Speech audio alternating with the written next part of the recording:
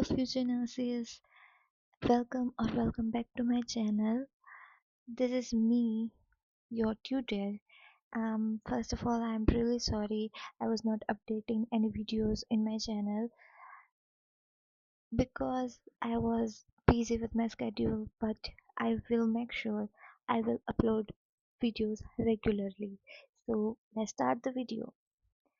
हम पढ़ रहे थे यूरिनरी सिस्टम के डिसऑर्डर्स। अब यूरिनरी सिस्टम के डिसऑर्डर्स में हमने 2 डिसऑर्डर्स ऑलरेडी कंप्लीट कर दिए हैं। अब हमारा तीसरा डिसऑर्डर है नेफ्रोटिक सिंड्रोम।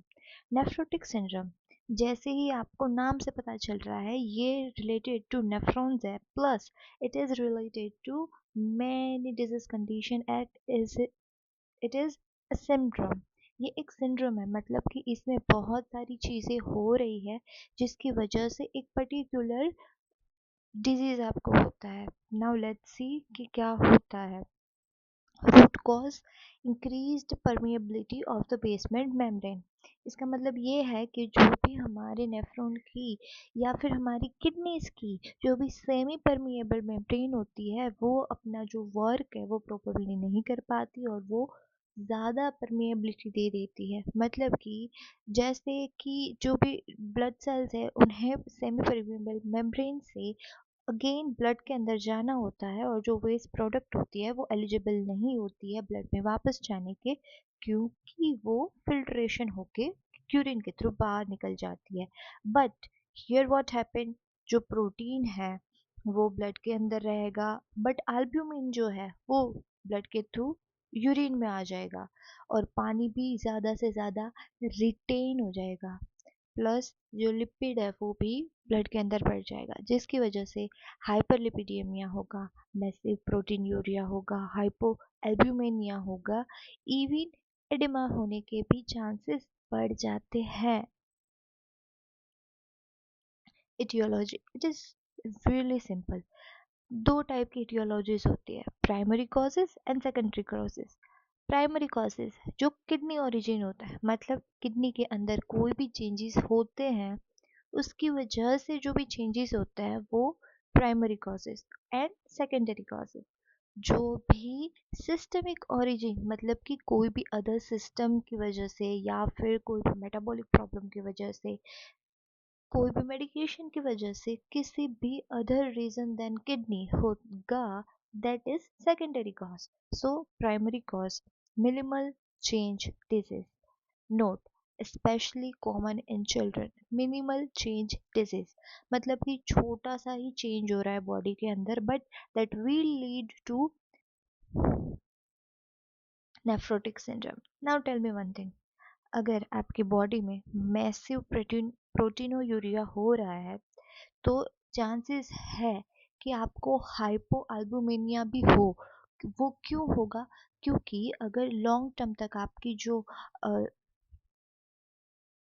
आपकी जो भी सेमी परमिएबल मेम्ब्रेन है, अगर उसमें से कंटिन्यूअसली प्रोटीन इन एब्नॉर्मल फॉर्म अगर चेंज होता रहेगा और वो यूरिन में इंक्रीज होता रहेगा, तो देर इज अ चांस कि जो दूसरे इंग्रेडिएंट्स है, जो दूसरे, I am sorry for the word ingredient, but जो दूसरे एलिमेंट्स है वो भी तो यूरिन में बढ़ सकते हैं या फिर ब्लड में बढ़ सकते हैं। So minimal change disease.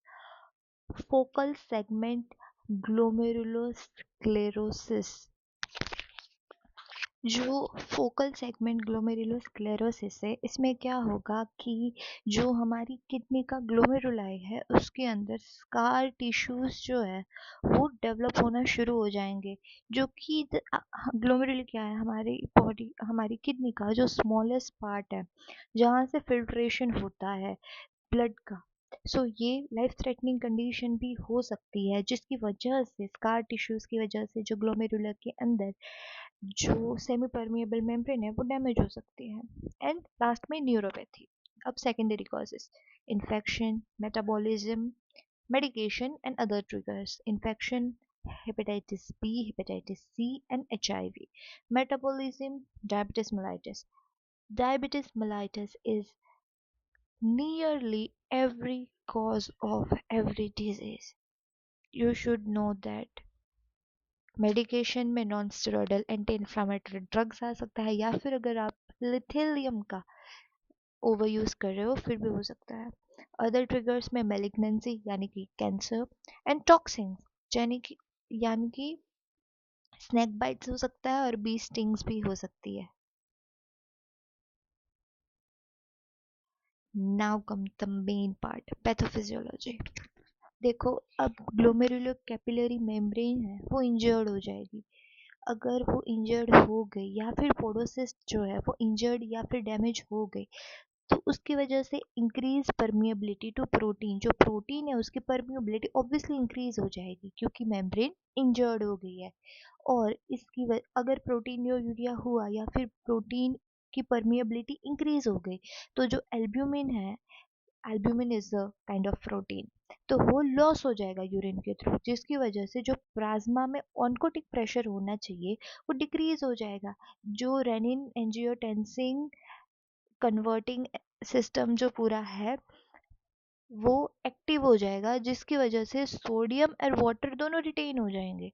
अगर सोडियम बढ़ा तो भी प्रॉब्लम, वाटर बढ़ा तो भी प्रॉब्लम, वाटर बढ़ा जिसकी वजह से हमें एडिमा होगा। और यहाँ पे दूसरा सिनेरियो भी है, अगर एल्ब्यूमिन का यूरिन के थ्रू लॉस हो रहा है तो वो लीवर को कंपनसेट करेगा कि लिपिड प्रोटीन का सिंथेसिस जो है वो बढ़ा दे। अगर लिपोप्रोटीन का सिंथेसिस बढ़ा तो हाइपरलिपिडीमिया होने के भी चांसेस हैं। Let's see clinical manifestation. अब क्लिनिकल मैनिफेस्टेशन में फर्स्ट हम देखेंगे पेरिओपिडियल एडिमा। पेरिओपिडियल एडिमा का मतलब होता है कि जो हमारी आईज होती है उसके सराउंडिंग एडिमा देखने को मिलता है, स्पेशली प्रीमोरियल इन चाइल्ड, चिल्ड्रंस में ज़्यादा देखने को मिलता है। ब्रेथलेसनेस होती है जो पल्मोनरी एडिमा और प्यूरल इन्फ्यूजन को ड्राइव करती है। Cardiovascular, I am sorry but हाँ, कार्डियोवास्कुलर हाइपरटेंशन को भी देखने को मिल सकती है। पेडल एडिमा यानी कि जो पैर होते हैं उसमें एडिमा, या फिर जनरलाइज एडिमा, उसे एनएसआर का भी बोलते हैं, पूरी बॉडी में एडिमा देखने को मिल सकता है। और अगर सिस्टमिक देखें तो हमें fatigue, anorexia, weight gain and diarrhoea भी देखने को मिल सकते हैं।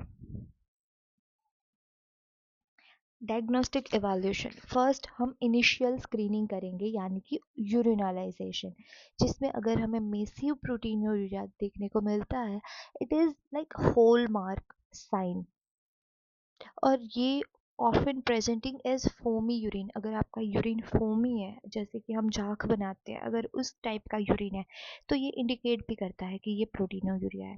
इनिशियल स्क्रीनिंग के बाद हम करेंगे लेबोरेटरी स्टडीज, जिसके अंदर हम hypoalbuminaemia, hyperlipidaemia, kidney function test and immunoglobulin loss, ये सारे ब्लड टेस्ट के थ्रू डिटेक्ट करेंगे कि हमारी बॉडी में इनके रिलेटेड कोई चेंजेस है या नहीं है। थर्ड पे आएगा underlying cause check, diabetes mellitus की स्क्रीनिंग करेंगे, हेपेटाइटिस बी या सी की स्क्रीनिंग करेंगे, या फिर यूएसजी भी कर सकते हैं।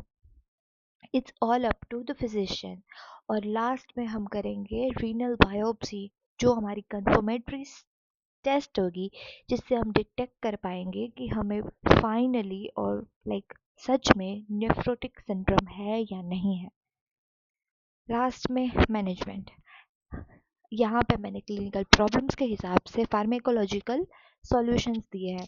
अगर हमें एडिमा है तो उसे रिलीव करने के लिए डायूरेटिक्स दी जाती है, यानी कि लेसिस या फिर स्पाइरेनोलेक्टोन। सेकेंड है प्रोटीनोयूरिया, अगर प्रोटीनोयूरिया है तो एचसीई इनहिबिटर्स दी जाती है, एंजियो कन्वर्टिंग एंजाइम इनहिबिटर्स। अगर हमारी बॉडी में लो लिपिड है तो हमें स्टेटिन्स दी जाती है, जो कि लिपिड को और ज़्यादा लोअर करते हैं। आई एम सॉरी, अगर लिपिड ज़्यादा है तो स्टेटिन्स दी जाती है टू सप्रेस इम्यून रिस्पॉन्स। कई बार इम्यून रिस्पॉन्स की वजह से भी होता है, क्योंकि चिल्ड्रन के अंदर इम्यून रिस्पॉन्स हायर होते हैं और उसकी वजह से हम कॉर्टिकोस्टेरॉइड्स देते हैं। नर्सिंग मैनेजमेंट, नर्सिंग मैनेजमेंट में हम मॉनिटर करेंगे जो एडिमा है उसकी डिग्री क्या है, डेली वेट्स चेक करेंगे, उन्हें उनका जो इनपुट आउटपुट चार्ट है उन्हें हम स्ट्रिक्टली मॉनिटरिंग करेंगे, और हम प्रोटीन जो है उसके लेवल को कंटिन्यूअसली चेक करते रहेंगे, यूरिन के अंदर कितना प्रोटीन है वो। नरिशमेंट, हम उन्हें प्रॉपर डाइट प्रोवाइड करेंगे, प्रॉपर न्यूट्रिशन प्रोवाइड करेंगे, और हाँ, सोडियम और वाटर रिटेन हो रहा था तो हम ऐसी डाइट देंगे जो स्ट्रिक्टली सॉल्ट रेजिस्टेंस हो या फिर सोडियम रेजिस्टेंस हो। और हम प्रोटीन का इंटेक भी रेगुलरली नोट करते रहेंगे। हम प्रोटेक्ट करेंगे। किसे प्रोटेक्ट करेंगे? जो भी पेशेंट है उसे इन्फेक्शन से प्रोटेक्ट करेंगे, और इन्फेक्शन है तो इन्फेक्शन के अगेंस्ट प्रोटेक्ट करेंगे।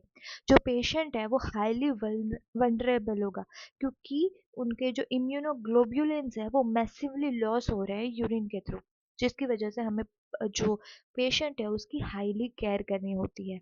एजुकेट करेंगे। अब पेशेंट को ये एजुकेट करेंगे कि हम उन्हें जो प्रोटोकॉल्स दे रहे हैं या फिर हम उन्हें जो स्ट्रिक्टलीनेस कर रहे हैं इस सॉल्ट रिस्ट्रिक्शन के बारे में, या फिर हम जो उनका पूरा ओवरऑल जो आउटपुट इनपुट चार्ट वगैरह सब जो मेंटेन कर रहे हैं वो किस वजह से कर रहे हैं, क्योंकि there are so many patient who are like not able to understand कि हम एज ए नर्स ऐसा क्यों करना चाहते हैं। तो उन्हें हमें एजुकेट करना है। अब फर्दर कौन से कॉम्प्लिकेशंस हो सकते हैं, तो उसमें है acute kidney injury, thromboembolism, risk elevated due to the loss of natural anticoagulant in urine। CKD हो सकता है यानी कि क्रॉनिक किडनी डिसीज, या फिर कोई भी बोन डिसऑर्डर्स भी हो सकते हैं। Differential diagnosis, now it is really interesting कि नेफ्रोटिक सिंड्रोम भी होता है और नेफ्रिटिक सिंड्रोम भी होता है। जो नेफ्रिटिक सिंड्रोम है वो परमिएबिलिटी पे फोकस करता है, और जो नेफ्रिटिक सिंड्रोम है वो इन्फ्लामेशन पे करता है। नेफ्रोटिक सिंड्रोम में massive proteinuria, hypoalbuminaemia, hyperlipidaemia and peripheral oedema देखने को मिलता है, जबकि नेफ्रिटिक सिंड्रोम में inflammation of glomeruli, haematuria, oliguria, hypertension, even Berger's disease भी कॉज करता है। So this is all for today. I hope कि आपने ये लेक्चर एंजॉय किया होगा after so long, and also if you like how I taught you, please like share and also subscribe my channel. और अगर आप चाहते हो कि मैं कोई डिफरेंट मेथड ट्राई करूँ, आप अब मेरा नॉलेज जो है वो आप तक पहुंचाने के लिए, तो आप मुझे कमेंट भी कर सकते हैं, या फिर मुझे बता सकते हैं सिंपली कि मैं ये चेंज करूँ। It will be really helpful for me. Thank you.